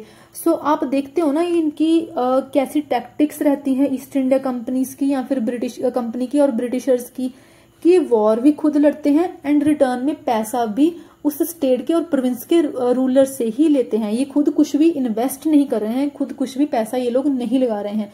इसके साथ ही और क्या इसमें बोला जाता है ट्रीटी में कि अगर कोई भी मीर कासिम का एनिमी है तो वो कंपनी का भी एनिमी होगा। जैसे कि फॉर एग्जांपल अगर जो मराठाज होंगे, अगर वो बंगाल के नवाब मीर कासिम के एनिमी हैं, तो ऐसे ही जो मराठाज होंगे फिर वो कंपनी के भी एनिमीज बन जाएंगे। ऐसे ही कोई भी अगर कंपनी का एनिमी है तो वो मीर कासिम का एनिमी होगा। नेक्स्ट इस ट्रीटी में क्या लिखा जाता है कि जो कंपनी की टेरिटरी होगी, जैसे कि जो कैलकाटा है बंगाल में, वो कंपनी की टेरिटरी है, उस टेरिटरी में नवाब की टेरिटरी के टेनेंट जो होंगे वो सेटल नहीं करेंगे। बेसिकली जो कंपनी का एरिया है उनके लिए ब्रिटिशर्स का जो एरिया होगा वो सिक्योर हो गया, वहां पर उनका ट्रेड उनकी मर्जी से, वहां पर जो टेनेंट्स होंगे वो उनकी मर्जी से, सारा कुछ उन्हीं की ही दिल से चलेगा, ठीक है। उसके साथ ही फिर जो कंपनी होगी, ब्रिटिशर्स होंगे मीर जाफर को फोर्स करेंगे कि अब वो थ्रोन को छोड़ दें, अब वो नवाबशिप से रिजाइन कर दे और उसको एक 1500 पर एनम रुपीज की जो होगी वो पेंशन दे दी जाती है। देखिए कितनी कम पेंशन दी जाती है मीर जाफर को, ठीक है, तो इतनी कम पेंशन दी जाती है। उसके बाद अब क्या होता है कि मीर जो कासिम होगा वो थ्रोन पर आ जाएगा, वो नवाब बनेगा। लेकिन जो मीर कासिम होगा ना, वो मीर जाफर से बहुत ही ज्यादा बेटर नवाब होगा। क्यों? क्योंकि देखिए वो कंपनी की बहुत सारी डिमांड्स को फुलफिल नहीं करेगा। जैसे उसने ट्रीटी साइन करी थी ना, बुर्दवान, मिदनापुर, चिटागांग, ये सब सीड करने की, वो सारी डिमांड्स को फुलफिल नहीं करेगा। इनफैक्ट जो मीर कासिम होता है उसको ये चीज समझ आ जाती है कि अगर उसको इंडिपेंडेंटली रूल करना है तो पहले तो उसकी ट्रेजरी फुल होनी चाहिए, उसका खजाना फुल होना चाहिए, उसके साथ ही जो उसकी आर्मी है वो भी एफिशिएंट होनी चाहिए, जैसे कि यूरोपियन आर्मी है। ये चीजें जो होंगी ना मीर कासिम को समझ आ जाएंगी। तो इसी की वजह से फिर वो क्या करता है, जो मुर्शिदाबाद उसकी जो कैपिटल होती है वहां से शिफ्ट करके वो अपनी कैपिटल ले जाता है मुंगेर की साइड। मुंगेर अब बिहार में है और यही अब मीर कासिम की कैपिटल बनेगी। अब यहाँ पर आके देखिए मीर कासिम एक तो पब्लिक डिसऑर्डर को प्रिवेंट करेगा। इन सारी चीजों को करने का मेन पर्पस क्या रहता है कि देखिए एक तो वो कंपनी से दूर हो जाएगा, ईस्ट इंडिया कंपनी से, जो कि कैलकाटा में थी, ठीक है, बिहार में वो सिक्योर हो जाएगा उसके अकॉर्डिंग। उसके साथ ही उसको ये भी पता होता है कि अगर उसने एडमिनिस्ट्रेशन चलानी है तो उसको ब्यूरोक्रेसी को रीऑर्गेनाइज करना पड़ेगा, ब्यूरोक्रेसी से सारी की सारी करप्शन को हटाना पड़ेगा, रेवेन्यू एडमिनिस्ट्रेशन को सुधारना पड़ेगा, अपनी जो आर्मी है उसको मॉडर्नाइज करना पड़ेगा यूरोपियन लाइंस के ऊपर, तभी वो फिर जो ब्रिटिशर्स होंगे उनके साथ फाइट कर सकता है। अब ये सारी चीजें वो करनी स्टार्ट कर देता है। इसके साथ ही देखिए जो मीर कासिम होगा वो सबसे बड़ा स्टेप क्या लेता है कि जो 1717 का फरमान, जो दस्तक का मिसयूज कर रही थी कंपनी, वो उसको भी कंट्रोल करने का ट्राई करता है। वो कंपनी के सर्वेंट्स को बोलता है कि जैसे इंडियंस इंटरनल और एक्सटर्नल ट्रेड के लिए जैसे इंडियंस टैक्सेस पे कर रहे हैं, ऐसे ही कंपनी के सर्वेंट्स भी टैक्सेस पे करेंगे। अब ये चीज ऑब्वियसली इंग्लिश को तो पसंद नहीं आएगी। अच्छा, एक चीज देखिए, अब हम ना बैटल ऑफ बक्सर की साइड बढ़ रहे हैं, क्योंकि ये जो बैटल ऑफ प्लासी और बैटल ऑफ बक्सर हैं, ये दोनों ना इंटरलिंक्ड जैसे हैं कि कुछ रीजंस जो थे वो बैटल ऑफ प्लासी का कारण बने और आगे वो सिमिलर रीजंस ही और कुछ एडिशनल रीजंस ये जाके आगे बैटल ऑफ बक्सर का रीजन बनेंगे। इसीलिए ये दोनों बैटल जब भी आएंगी ये हमेशा एक साथ ही आती हैं, ठीक है। अगर कोई बंगाल से रिलेटेड कोई क्वेश्चन आता है तो आपको इन दोनों ही बैटल्स को मेंशन करना होता है। ऐसा नहीं है कि एक को छोड़ दिया या फिर एक को लिख दिया, अनटिल और अनलेस किसी एक स्पेसिफिक बैटल के रिगार्डिंग ही पूछा गया है। सो देखिए, अब हम ना बैटल ऑफ बक्सर की साइड बढ़ रहे हैं, क्योंकि अब जो नवाब है वो मीर कासिम बन चुका है। उसने ब्रिटिशर्स की सारी होप्स को, ईस्ट इंडिया कंपनीज की होप्स को बिल्लाई कर दिया है। उनके अकॉर्डिंग काम नहीं कर रहा है। अपनी उसने कैपिटल शिफ्ट कर ली है बंगाल की साइड, अपनी आर्मी को ट्रेन करना स्टार्ट कर दिया है, ब्यूरोक्रेसी को उसने रिस्ट्रक्चर एंड रीऑर्गेनाइज करना स्टार्ट कर दिया है। इसके साथ ही जो सबसे इम्पोर्टेंट चीज उसने करी, उसने जो दस्तक की प्रिविलेज थी उसके ऊपर चेक रखना स्टार्ट कर दिया, उसको कंट्रोल करना स्टार्ट कर दिया, सेम अमाउंट ऑफ टैक्सेस को डिमांड करना स्टार्ट कर दिया ब्रिटिश जो कंपनी के सर्वेंट्स थे उनसे, ठीक है। अब देखिए, जो मीर कासिम होगा, कंपनी ने क्या सोचा था, कंपनी ने सोचा जो मीर कासिम होगा वो एक पपेट के जैसे होगा। जो चीजें हम मीर जाफर से नहीं ले पाए, जो प्रिविलेजेस पैसा नहीं ले पाए, अब वो चीजें हम मीर कासिम से लेंगे। लेकिन ऐसा होता नहीं है। मीर कासिम उल्टा क्या करता है, जब वो मुंगेर में चला जाता है तो मुंगेर अब उसकी कैपिटल है, ठीक है। यहां पर एक पर्सन है राम नारायण, ठीक है, ये पर्सन है राम नारायण। इससे जो मीर कासिम होगा, देखिए उसकी तो अभी कैपिटल है, वो सारे के सारे अकाउंट्स जो होंगे वो राम नारायण से मांग सकता है। राम नारायण कौन था, ये बिहार का एक डेप्यूटी गवर्नर था, ठीक है। अब वो अपनी कैपिटल के अकाउंट मांग रहा है मीर कासिम से, लेकिन ये जो पर्सन होगा ये डिफाई कर देगा उसके ऑर्डर को नहीं मानेगा और अकाउंट्स को सबमिट नहीं करेगा। क्यों नहीं करेगा, क्योंकि इसके पास था इंग्लिश का सपोर्ट, इसके पास था ब्रिटिशर्स का सपोर्ट। अब ये चीज मीर कासिम को पसंद नहीं आएगी, ठीक है, क्योंकि ये तो देख लिया ना हमने कि राम नारायण और इंग्लिश का एक नेक्सस था। उसके बाद देखिए थर्ड एक कॉज बनता है, फिर जो ये ना एक रीजंस बन रहे हैं, एक प्रीलूड है कि कैसे हम बैटल ऑफ बक्सर की साइड आगे आगे बढ़ रहे हैं। सबसे पहले तो जो उसकी ईस्ट इंडिया कंपनी की सारी एक्सपेक्टेशंस बिलाई हो गई, वो एक्सपेक्टेशंस मीट नहीं हो रही हैं। राम नारायण ने, क्योंकि उसका इंग्लिश के साथ नेक्सस है, उनका कोलैबोरेशन है, तो इसकी वजह से फिर वो अकाउंट्स भी नहीं सबमिट कर रहा है मीर कासिम को। उसके साथ ही दस्तक का मिसयूज तो हो ही रहा है, ये ऑलरेडी मैंने बहुत बार एक्सप्लेन कर दिया कि कैसे कंपनी के सर्वेंट्स जो थे उनको अलाउ नहीं करा गया था कि वो प्राइवेट ट्रेड के लिए दस्तक का यूज करें, लेकिन ये लोग तो यूज कर रहे हैं। उसके साथ देखिए ये लोग क्या कर रहे हैं कि जो भी इंग्लिश थे, इंग्लिश सर्वेंट्स, अगर कोई भी इंडियन मर्चेंट के साथ इनके अच्छे रिलेशंस थे तो उस इंडियन मर्चेंट को भी ये लोग दस्तक को बेच देते थे और उनसे एक कमीशन लेते थे। अब देखिए इन सारी चीजों का लॉस किसको हो रहा है? इंडियन मर्चेंट्स को, जो कि जेन्युइन इंडियन मर्चेंट्स थे। एक तो देखिए इंडियन मर्चेंट्स को टैक्सेस पे करने पड़ रहे हैं जो कि कंपनी पे नहीं कर रही है। उसके साथ ही अब उनको जो कंपनी के सर्वेंट्स को भी टैक्सेस पे नहीं करने पड़ रहे हैं, ठीक है, फर्स्ट बैटल के बाद। तो ये सारी चीजें हो रही हैं। उसके साथ देखिए अब ना कंपटीशन का भी लेवल इक्वल नहीं है, क्योंकि इक्वल तो तभी रहेगा ना कि अगर जहां तो ब्रिटिशर्स को भी ड्यूटी फ्री हो और इंडियंस को भी ड्यूटी फ्री हो, या फिर दोनों के ऊपर ही टैक्सेस लगे, तभी कंपटीशन इक्वल रहेगा। बट यहाँ पर इक्वल नहीं है, क्योंकि इंडियंस जो थे, जो लोकल मर्चेंट्स थे बंगाल के, वो तो टैक्सेस पे कर रहे थे, लेकिन जो इंग्लिश थे वो फ्री ट्रेड कर रहे थे। ऊपर से ये लोग अपने दस्तक को बेच भी रहे थे, जो कि ट्रेड इनकी प्रिविलेज थी, उसको बेच के उनसे कमीशन ले रहे थे। इसके साथ ही यहाँ पर देखिए एक और चीज हो रही थी, जो कंपनी और उसके सर्वेंट्स थे वो इंडियन ऑफिशियल्स को, इंडियन जमींदार्स को फोर्स करते थे कि वो उनको ब्राइब दे, उनको प्रेजेंट्स वगैरह दे। इसके साथ ही यहाँ पर जितने भी आर्टिसंस होते थे बंगाल, बिहार, ओडिशा, इन सारे एरियाज में, जो कि बंगाल का ही पार्ट थे उस टाइम पर, जितने भी आर्टिसंस थे, प्रेजेंट्स वगैरह थे, मर्चेंट्स थे, सबको फोर्स करते थे ये लोग कि जब आप ट्रेड करोगे तो अपने गुड्स को आप सस्ते रेट पर सेल करोगे, लेकिन जब हमसे खरीदोगे तो आप ज्यादा अमाउंट में खरीदोगे। तो देखिए ये कितना ज्यादा अनइक्वल कंपटीशन बन रहा है यहाँ पर, ठीक है। तो अब देखिए मीर कासिम ना एक डिसाइड करता है मीर कासिम कि इस जो अनइक्वल कंपटीशन है ना, जिसकी वजह से बंगाल को भी लॉस हो रहा है, ठीक है, और मेरे पास कोई इंडिपेंडेंस भी नहीं है, इंडियंस को भी लॉस हो रहा है, तो इस चीज को हटाना पड़ेगा, खत्म करना पड़ेगा। अच्छा यहाँ पर ना एक लाइन है, इसको भी आपने अपने आंसर में लिखना है। पर्सिवल स्पीयर की लाइन है, अगेन सॉरी फॉर प्रोनाउंसिएशन, ठीक है। इसने क्या बोला है, ये जो प्लंडर हो रहा था ना मीर कासिम के टाइम पर, ये प्लंडर ही तो था। कैसे वो लूट रहे थे कंपनी वाले, हर एक पॉसिबल वे में ये लोग ना लूट रहे थे बंगाल को उस टाइम पर। तो पर्सिवल स्पीयर ने क्या बोला कि ये जो पीरियड था ना, ये पीरियड था, this period was of open and unashamed plunder. मतलब कि जो ईस्ट इंडिया कंपनी थी, जो ब्रिटिशर्स थे, शेमलेस वे में बंगाल को लूट रहे थे। इस चीज को आप अपने आंसर में इंक्लूड करें, ठीक है। अब देखिए जो मीर कासिम है ना, उसको इन सारे अब्यूजेस का रियलाइजेशन हो जाता है, तो वो चाहता है कि एक तो वो कंपनी से खुद फ्री हो जाए, और साथ में ही जो इंडियन है, जो लोकल मर्चेंट्स हैं, वो भी इक्वल कंपटीशन में आ जाएं। तो अब वो क्या करता है, वो सारी की सारी ड्यूटीज को खत्म कर देता है। देखिए इंग्लिश तो पहले से ही पे नहीं कर रहे थे कोई भी टैक्स, ठीक है। अब जो मीर कासिम होगा वो इंडियंस के लिए भी टैक्सेस को खत्म कर देता है, सारी ड्यूटीज को खत्म कर देता है, ठीक है। अब इक्वल कंपटीशन आ जाएगा, ब्रिटिशर्स के ऊपर भी कोई ड्यूटी नहीं है, कोई टैक्स नहीं है, ऐसे ही इंडियन के ऊपर भी कोई टैक्स और ड्यूटी नहीं है। लेकिन ब्रिटिशर्स को देखिए ये चीज डाइजेस्ट नहीं होती है। उनकी क्या डिमांड रहती है कि जो इंडियंस होंगे उनके पास ऐसी प्रिविलेज नहीं होनी चाहिए, ये प्रिविलेज सिर्फ और सिर्फ हमारे पास ही होनी चाहिए।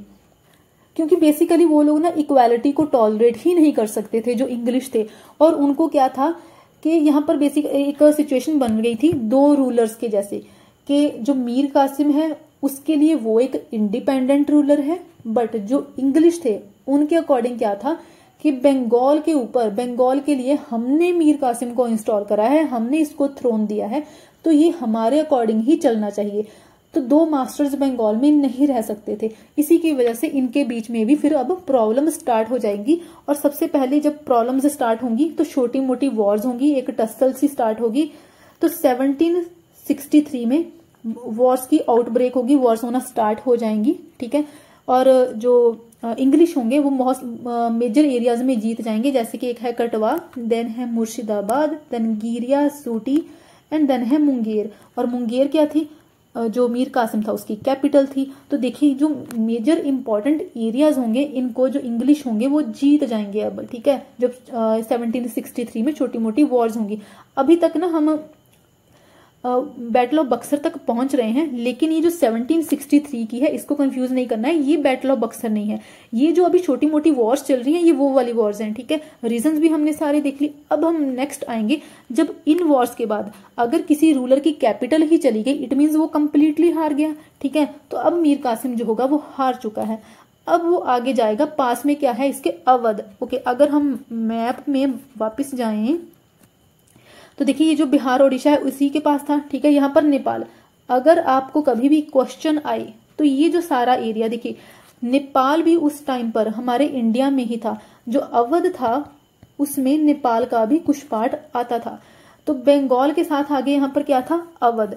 तो मीर कासिम अब हार चुका है, तो वो जाएगा अब अवध के रूलर के पास, एंड अवध का उस टाइम पर रूलर था शुजाउद्दौला। अब यहाँ पर देखिए ये ना एक अलायंस बनाएगा, एक सीक्रेट अलायंस जिसको आप कन्फेडरेसी भी बोल सकते हो। तो ये अलायंस किसके साथ बनाएगा मीर कासिम, एक तो जो अवध का नवाब है शुजाउद्दौला, एंड उस टाइम पर जो मुगल एम्परर था शाह आलम II। देखिए अब यहाँ पर ना एक जो इंडिया का रूलर था वो यहाँ पर आ गया है। तो यहाँ यही अब एक डिसाइसिव बैटल बनेगी जो ब्रिटिशर्स होंगे उनके लिए, कि वो अल्टीमेटली जो इंडिया होगा उसके रूलर बन जाएंगे। अब देखिए अब क्या होगा आगे, ये तीनों मिलकर Mir Qasim, Shujauddaula and Shah Alam II Mughal emperor ये अटैक करेंगे ब्रिटिशर्स के ऊपर। और ब्रिटिशर्स किसके अंडर होंगे, जो ब्रिटिशर्स की फोर्सेस होंगी वो होंगी हेक्टर मुनरो के अंडर, ठीक है, मेजर हेक्टर मुनरो। इनकी लड़ाई होगी या इनकी वॉर होगी या बैटल होगी बक्सर में 22 अक्टूबर 1764 को। इस बैटल में अब ऑब्वियसली ब्रिटिशर्स जीत जाते हैं, उनकी विक्ट्री होती है। लेकिन यहाँ पर सबसे बड़ी अब प्रॉब्लम क्या थी कि मुगल एम्परर भी हार चुका था, उसको भी ब्रिटिशर्स ने हरा दिया था। तो उनका तो ब्रिटिशर्स का मोरल तो ऑलरेडी बहुत बढ़ गया था। देखिए सदर्न पार्ट ऑफ इंडिया में वो लोग ऑलरेडी जीत चुके हैं कार्नेटिक वॉर्स में, ठीक है। अब नॉर्दर्न पार्ट ऑफ इंडिया में तो उन्होंने सीधा मुगल एम्परर को ही हरा दिया बंगाल में, क्योंकि बंगाल का नवाब तो मुगल एम्परर के साथ था ना, इन सबकी अलायंस थी शुजाउद्दौला और शाह आलम II और मीर कासिम। तो अब यहाँ पर नॉर्दर्न पार्ट ऑफ इंडिया में एक एम्परर हार चुका है, तो ये बहुत ही बड़ी बात थी उस टाइम के लिए। अब देखिए मीर कासिम को ऑब्वियसली हटा दिया जाएगा थ्रोन से, ठीक है। अब उसको हटाकर अगेन ये लोग किसको लेके आएंगे, मीर जाफर को।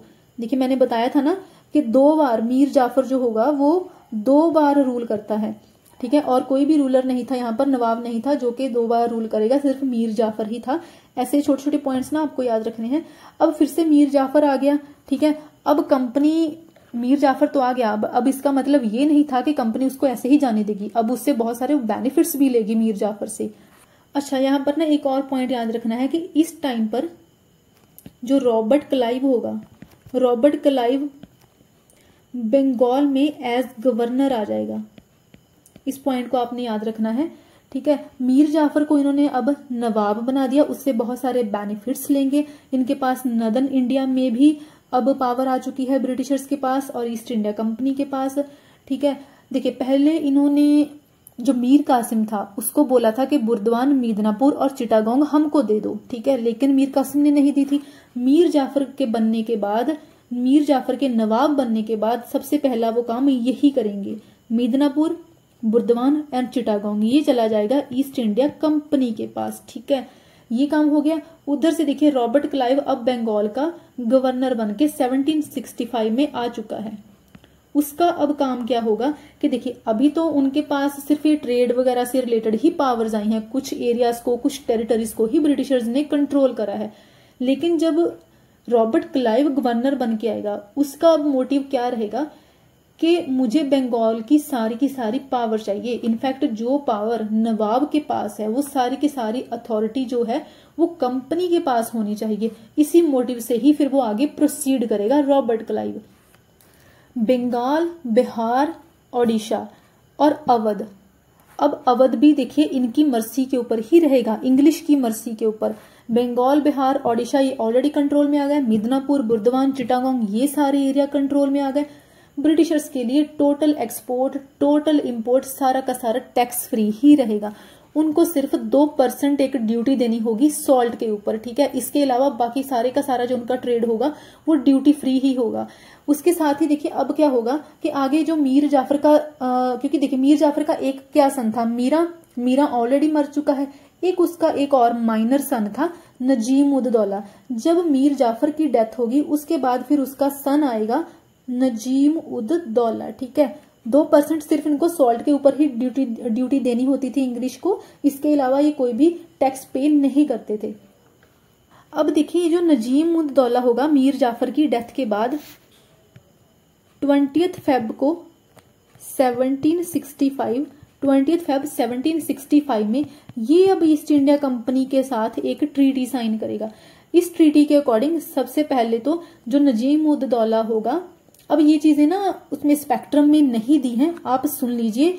जिस भी जगह पर आप अपने नोट्स बना रहे हैं, जो भी मैं एक्स्ट्रा फैक्ट्स बता रही हूँ वो उन नोट्स में इंक्लूड कर लीजिएगा या फिर स्पेक्ट्रम में ही कहीं लिख लें। तो देखिए ये ट्रीटी साइन करता है ईस्ट इंडिया कंपनी के साथ 20 फेब 1765 को।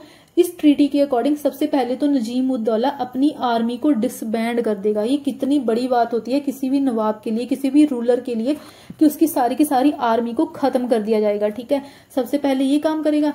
उसके बाद अगर इसको बंगाल को रूल करना है तो एज पपेट ही ये रूल करेगा। पपेट कैसे? क्योंकि ये खुद डायरेक्टली रूल नहीं करेगा अब बंगाल को, अब ये एक डिप्टी सूबेदार के थ्रू ही रूल कर पाएगा। और इस डिप्टी सूबेदार को इंग्लिश ही नॉमिनेट करेंगे। और ये देखिए ये जो नजीम उद दौला होगा इसको हटा भी नहीं पाएगा, इसको डिसमिस नहीं कर पाएगा वो। अगर उसको डिसमिस करना होगा तो उसको पहले इंग्लिश की परमिशन लेनी होगी। इसके साथ ही जो इंग्लिश होंगे वो सारे के सारे निजामत फंक्शन को कंट्रोल कर लेंगे। निजामत फंक्शन के मतलब कि जो भी टोटल एडमिनिस्ट्रेशन होगी बंगाल की, उस टाइम पर जो एडमिनिस्ट्रेशन था उसको निजामत बोलते थे, और जो भी रेवेन्यू से रिलेटेड चीजें होती थी उनको दीवानी बोलते थे, ठीक है। सारा दीवानी भी अब इनके कंट्रोल में आ गया, अब सारा निजामत भी इनके कंट्रोल में आ गया। तो रूलर के पास तो कुछ वैसे भी नहीं बचा है ना। उसके साथ ही देखिए जो नजीम उद दौला होगा ये 15 लाख इन हैंड रुपीज, जो 15 लाख रुपीज भी देगा एज न्यू नवाब। जब ये बनेगा तो कंपनी को 15 लाख रुपीज भी देगा। उसके साथ ही सारी प्रिविलेजेस तो दे ही रहा है, सारे बेनिफिट्स तो दे ही रहा है, ठीक है। अब देखिए जो कंपनी होगी ना ये 2 ट्रीटीज और साइन करेगी इलाहाबाद में। पहली ट्रीटी इन्होंने बंगाल के न्यू नवाब के साथ साइन करी, ठीक है। इस बैटल ऑफ बक्सर के बाद 3 ट्रीटीज साइन हो रही हैं बेसिकली, लेकिन जो स्पेक्ट्रम है ना उसमें ये बताया गया है ट्रीटी ऑफ इलाहाबाद, जिसमें 2 डिफरेंट ट्रीटीज हैं, लेकिन टोटल में 3 ट्रीटीज साइन होती है। एक नजीम उद दौला जो कि नवाब बनेगा बंगाल का, उसके साथ ये जो 20 फेब 1765 की ट्रीटी, उसके मैंने आपको ये पॉइंट्स बता दिए हैं। इसके साथ ही जो सेकंड ट्रीटी साइन होगी वो होगी शुजा उद दौला के साथ, एंड थर्ड ट्रीटी जो साइन होगी वो होगी मुगल एम्परर शाह आलम II के साथ। तो ये ट्रीटीज अब रॉबर्ट क्लाइव साथ जो होगा वो साइन करेगा इलाहाबाद में अगस्त 1765 में। ये डेट याद रखें, ये फरवरी में हो रही है और ये अगस्त 1765 में हो रही है। एक हो रही है अवध के नवाब के साथ शुजा उद दौला, उसके साथ कैसी ट्रीटी हो रही है कि देखिए ये जो इलाहाबाद और कारा, ये उसकी जो एरियाज होंगे वो शाह आलम II को दे देगा, नवाब ऑफ अवध।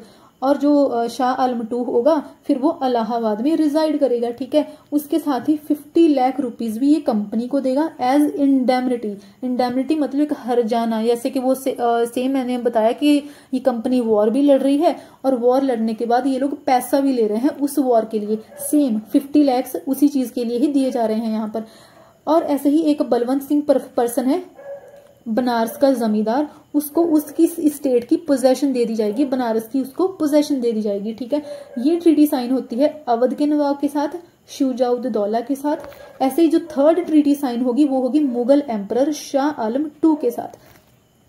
इसमें सबसे पहले क्या होगा कि अब वो एक इलाहाबाद में ही रहेगा। इलाहाबाद किससे लिया गया है? नवाब ऑफ अवध से, ठीक है। ये आपने ऐसे चीजों को ना रिलेट करना है थोड़ा। अब ये जो मुगल एम्परर होगा शाह आलम II, ये इलाहाबाद में एक प्रिजनर के जैसे ही रहेगा 6 ईयर के लिए ऑलमोस्ट। ये यहाँ पर इलाहाबाद में ही रहेगा एज रेजिडेंस। वर्चुअल प्रिजनर के जैसे। उसके साथ ही देखिए बंगाल, बिहार एंड ओडिशा की जो दीवानी राइट्स होंगे वो भी ईस्ट इंडिया कंपनी के पास ही चले जाएंगे। अब देखिए ये जो राइट्स होंगे ना इस टाइम पर, ये कंप्लीट राइट्स होंगे without any challenge, without any restriction. और टोटल रिटर्न में कितना ये लोग देंगे, 26 लाख रुपीज देंगे। ठीक है। थर्ड इसमें क्या था जो शाह आलम 2 के साथ हुई थी ट्रीटी, निजामत फंक्शंस के लिए भी। अब देखिए इन्होंने दीवानी भी ले ली, दैट इज इन्होंने रेवेन्यू भी ले लिया, 53 लाख इन्होंने लिए निजामत फंक्शन के लिए, दैट इज इन्होंने एडमिनिस्ट्रेशन को भी ले लिया।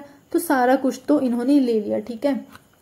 अब एक बचा अवध, क्योंकि देखिए जब ये बैटल ऑफ बक्सर हुई थी तो उसमें अवध भी तो था ना। अवध को इन्होंने एनेक्स नहीं करा, बेसिकली उसको कॉन्कर नहीं करा, या फिर कह लीजिए कि कंट्रोल नहीं करा कंप्लीटली।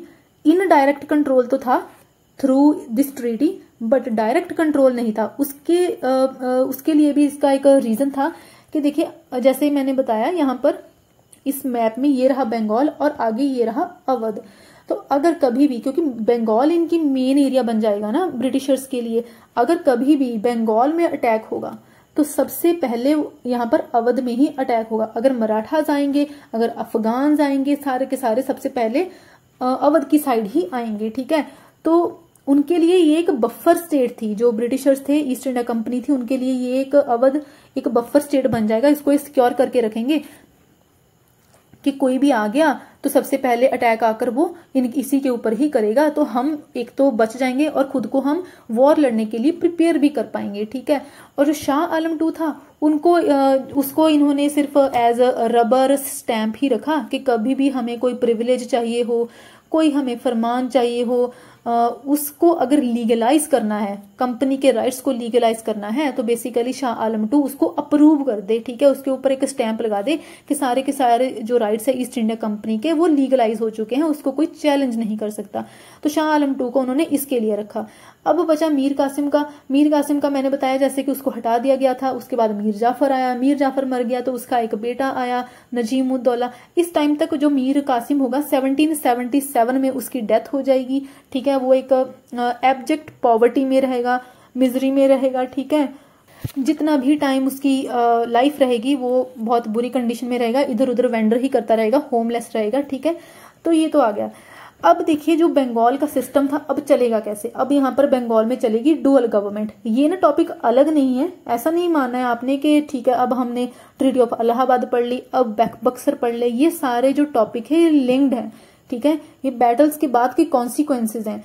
ट्रीटी हुई, अब वहां पर एक गवर्नेंस भी तो चलेगी ना। तो कैसी गवर्नेंस चलेगी, यहाँ पर चलेगी डुअल गवर्नमेंट 1765 से लेकर 1772 तक, क्योंकि 1772 में फिर वॉन हेस्टिंग्स जो होगा वो इस डुअल सिस्टम को हटा देगा। डुअल सिस्टम यहाँ पर कैसे चलेगा, देखिए कि जो ईस्ट इंडिया कंपनी होगी अब वो एक्चुअल और रियल मास्टर्स बन चुके हैं बंगाल के। जो रॉबर्ट क्लाइव होगा वो इसको इंट्रोड्यूस करेगा डुअल सिस्टम को। डुअल सिस्टम कैसे, एक तो कंपनी का रूल होगा, ठीक है, और दूसरा रूल होगा नवाब का। कंपनी का रूल कैसे होगा, जैसे कि पहले बता दिया, रेवेन्यू भी ले लिया, एडमिनिस्ट्रेशन भी ले लिया, तो इसके पास दीवानी फंक्शंस भी हैं और इसके पास निजामत फंक्शंस भी हैं। नवाब का काम सिर्फ इतना ही होगा कि वो जो उसकी जो अवाम है, अवाम है टिपिकल, ओके, जो इसकी जो अवाम है, उसकी जो लोग हैं उनमें वो पीस एंड ऑर्डर बनाए रखे। ठीक है, उसका काम बस इतना ही है। बट अल्टीमेटली वो किसके ऊपर डिपेंडेंट है, कंपनी के ऊपर। अगर उसको पैसा चाहिए तो दीवानी तो कंपनी के पास है, तो उसको कंपनी से लेना होगा। अगर उसको गवर्नेंस चलानी है, पीस एंड ऑर्डर मेंटेन करना है, तो उसके लिए निजामत फंक्शन भी उसको, निजामत के लिए हेल्प भी उसको किससे लेनी पड़ेगी, कंपनी से, क्योंकि सारा पैसा, सारी मिलिट्री, सारे जो फोर्सेस वगैरह होंगी उन सबको, जो भी पुलिस वगैरह होगा, है ना, जो भी फोर्सेस होगी, जो भी जुडिशियल फंक्शंस होंगे, वो सारे के सारे तो आ गए निजामत में, और वो किसके कंट्रोल में है, कंपनी के कंट्रोल में। तो नवाब के पास तो बेसिकली कोई पावर है ही नहीं। ठीक है, वो एक जस्ट एक अपीयरेंस है कि ठीक है लोगों के लिए वो अपीयर हो रहा है एज नवाब, कि देखिए मैं आपका रूलर हूं, बट मेरे पास कोई पावर एक्चुअल में नहीं है। ठीक है, अब देखिए जो दीवानी और निजामत फंक्शंस है, इसके लिए कंपनी जो होगी वो 2 लोगों को अपॉइंट करेगी। 2 डेप्यूटी दीवान होंगे, जो मोहम्मद रेजा खान और जो मोहम्मद रेजा खान होगा वो एज दीवान भी काम करेगा और एज निजामत भी वो काम करेगा, डिप्टी निजाम, ठीक है। और जो लेकिन राजा सितबराय होगा वो बिहार के लिए एज दीवान ही काम करेगा। और जो मोहम्मद रेजा खान होगा वो बंगाल के लिए निजाम होगा, लेकिन मोहम्मद रेजा खान को एक एक्स्ट्रा काम भी दिया गया है निजामत का, ठीक है। अब इन सारी चीजों का, इस जो डुअल गवर्नमेंट चलेगी, इसका जो रेपरकशन होगा, इसका जो रिजल्ट होगा बंगाल के लिए, इनफैक्ट ओवरऑल इंडिया के लिए उस टाइम पर बहुत ही डिजास्टरस होगा। क्योंकि देखिए, एक तो क्या होगा, क्योंकि अब पूरी तरह से ना बंगाल को ये लोग खत्म कर देंगे, सारे का सारा पैसा खत्म कर देंगे। पहले तो क्या होता था कि अगर इन्होंने इंडिया से कोई भी परचेज करना होता था, कोई भी गुड्स लेने होते थे, तो ये लोग इंग्लैंड से पैसा भेजते थे, ठीक है। इंग्लैंड से पैसा भेजेंगे, उस पैसे से फिर इंडिया की ये गुड्स खरीदेंगे, ठीक है, और बाद में उसको रीसेल करेंगे। अब वो जो पैसा आता था, वो पैसा किसके लिए बेनिफिट था? वो पैसा आता था नवाब के पास या फिर इंडियन रूलर के पास। जैसे कि आज के टाइम पर हम देखें तो हमारे यहाँ पर आती है ना डिफरेंट करेंसीज आती हैं, डिफरेंट कंट्रीज की करेंसी होती हैं, ये सिमिलर टाइप का सिस्टम है, ठीक है। बाहर की करेंसी उस टाइम पर इंडिया में आएगी, उस करेंसी से फिर ये लोग प्रोडक्ट खरीदेंगे, ये तो होगा जेन्युइन सिस्टम। लेकिन अब ये लोग क्या करेंगे, डुअल सिस्टम के बाद इंग्लैंड से पैसा भेजना बंद कर देंगे, मतलब कि इंग्लैंड की करेंसी अब इंडिया में नहीं आएगी। ये लोग क्या करेंगे, जितना भी पैसा, जितना भी रेवेन्यू इन्होंने बंगाल से अर्न करा है, उसी पैसे से ही ये लोग यहाँ के प्रोडक्ट्स भी खरीदेंगे। देखिए, अब ये क्या करें, इंडिया के पैसे से ही इंडिया के प्रोडक्ट खरीद रहे हैं और अब्रॉड इसको रीसेल कर रहे हैं और डिफरेंट कंट्रीज में उसके साथ उनका ट्रेड कर रहे हैं। अब इस चीज को ये लोग क्या बोल रहे हैं, कंपनीज इन्वेस्टमेंट। आई होप ये चीज क्लियर हो गई है कि पहले क्या होता था कि इंग्लैंड का पैसा यहां पर आता था, जैसे कि फॉरेन करेंसी इंडिया में आ गई, ठीक है, तो उस करेंसी से फिर हमने ऐसी चीजों की इन्वेस्टमेंट करी, ट्रेड करा, ठीक है। लेकिन अब क्या हो रहा है कि इंग्लैंड से कोई भी पैसा नहीं आ रहा है, बंगाल से जो भी रेवेन्यू हो रहा है उससे ही इंडिया के प्रोडक्ट्स को बाय कर रहे हैं एंड फिर बाद में जाकर उसका ट्रेड कर रहे हैं, ठीक है, और बेच रहे हैं उन प्रोडक्ट्स को। इसको इन्होंने बोल दिया कंपनीज इन्वेस्टमेंट। और इसके साथ ही अब जो ब्रिटिश गवर्नमेंट जो कि इंग्लैंड में बैठी हुई है, उन अथॉरिटीज को भी, उन ऑफिशियल्स को भी अब बहुत ज्यादा ग्रीड आ गया है। अब उनको भी ना इस जो रिच प्राइस उनको मिल रहा है, जो भी रिच रेवेन्यू आ रहे हैं बंगाल से, उनमें उनको भी शेयर चाहिए। तो ऐसा बोला जाता है कि 1767 में जो ईस्ट इंडिया कंपनी थी उसने 4 लाख पाउंड जो थे पर ईयर ब्रिटिश गवर्नमेंट को ही पे करे थे। तो देखिए कितना ज्यादा पैसा सिर्फ और सिर्फ बंगाल से ही आ रहा था। हमारा इंडिया बहुत ज्यादा रिच था उस टाइम पर, ठीक है। इनफैक्ट जो 1766 से 1767 एंड 1768 इन तीनों ही सालों में, सिर्फ इन तीनों सालों की बात हो रही है कि 5.7 मिलियन पाउंड जो थे वो सिर्फ और सिर्फ बंगाल से ही निकाले गए थे। तो इमेजिन कर सकते हो कि अगर सिर्फ और सिर्फ बंगाल से ही 5.67 मिलियन पाउंड आ रहे थे 3 साल में ही, ठीक है, तो जो बाकी का अगर इंडिया इंक्लूड करा जाए उसमें, तो कितना ज्यादा हमारा इंडिया उस टाइम पर रिच था, ठीक है। लेकिन इन लोगों ने पूरे का पूरा ड्रेन कर दिया इंडिया को, ठीक है। अब देखिए इन सारी चीजों के कॉन्सिक्वेंसेज सिर्फ गवर्नमेंट्स को ही फेस नहीं करने पड़ रहे हैं कि हमारे इंडिया के रूलर ही इस चीज को फेस कर रहे हैं, इसके कॉन्सिक्वेंसेज जो लोग होंगे ना उनके ऊपर भी आएंगे। एक तो उनका ट्रेड वैसे ही खत्म हो जाएगा, ठीक है, वो लोग टैक्सेस वगैरह भी पे कर रहे हैं, उनको तो कोई बेनिफिट्स है ही नहीं। जो भी लोकल मर्चेंट्स होंगे या ट्रेडर्स वगैरह होंगे, उसके साथ ही फिर 1717 में देखिए बंगाल में ना फेमाइन आ जाता है। इसका फेमाइन ऑब्वियसली आता है नेचुरल रीजंस के लिए, बट उतना ज्यादा इसके डिजास्टर्स कॉन्सिक्वेंसेज नहीं होने थे अगर ब्रिटिशर्स ने इतना कुछ ना करा होता। ब्रिटिशर्स सारा कुछ ड्रेन करके ले गए थे, ठीक है, बंगाल से, जिसकी वजह से जब ये फेमाइन आता है ना तो बहुत ही आज तक की ह्यूमन हिस्ट्री में इसको द वर्स्ट फेमाइन माना जाता है, ठीक है। नियरली 1/3 जो बंगाल की पॉपुलेशन थी जो वो जस्ट वाइप ऑफ हो गई थी इस फेमाइन के बाद। उसके साथ ही जो लैक्स ऑफ जो लोग थे वो मर चुके थे, ठीक है। तो ये सारे के सारे कॉन्सिक्वेंसेज आते हैं, रेपरकशंस आते हैं। फिर अल्टीमेटली जब 1772 में वॉन हेस्टिंग्स आता है तो वो इस डुअल सिस्टम को खत्म करता है। आई होप ये दोनों बैटल्स, सारे के सारे रीजंस बहुत अच्छे से आपको क्लियर हो गए होंगे। आई ट्राइड माई बेस्ट कि सारे का सारा कवर हो जाए।